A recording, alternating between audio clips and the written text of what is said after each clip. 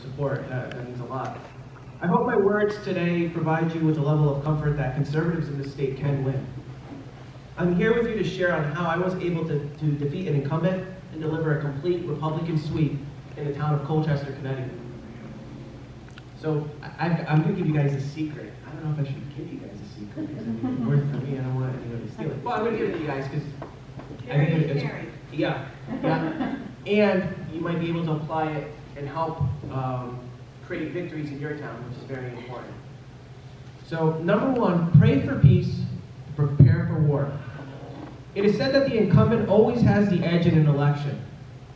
And you have more name recognition, they are the ones making the big decisions, and they are establishing the community-wide connections. To defeat an incumbent, you need to build your case file. In other words, you need to gather dirt. My opponent was the gift that kept on giving. Her actions and her behavior were not well documented, but they were exposed every step of the way during her time in charge. Every time a public action was brought to light, we chipped away at her credibility, causing her to react excessively, which further helped our narrative. Social media was utilized to maximize the effect. Preparation also means establishing a real plan for victory, which includes strategies for messaging, fundraising, team building, and sharing a vision. So whoever you have in your town right now, whoever's the Democrat that's in charge, you better be keeping track of everything that they're doing and know when to strike.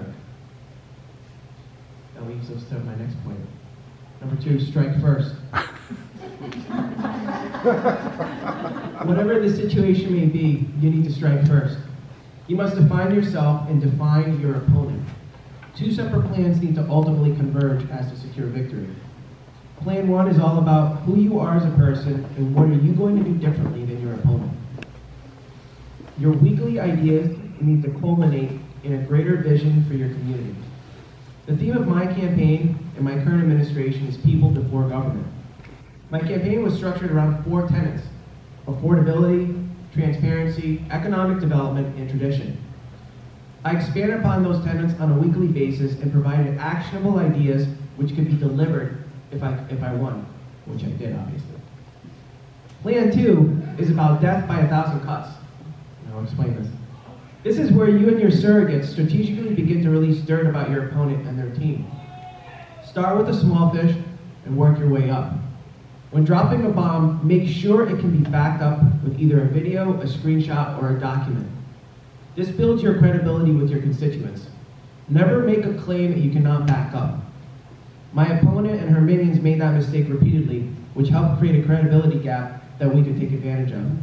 Look, people say things all the time, and they will fire things at you, they will make claims about you, but if they can't back it up, then they lose credibility. They come across as conspiracy theorists and all that kind of stuff. When you fire something off, or when your surrogates put something out there, it needs to always be backed by documentation. You know, most of these candidates are on video saying something, or they voted for something, or there's audio out there.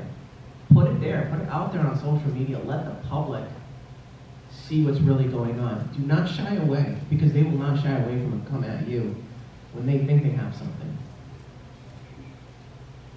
We're going to continue on the next one. Strike hard and show no mercy. So we're taking a piece out of Cobra Kai here. When you have dirt on your opponents, your campaign must utilize it. While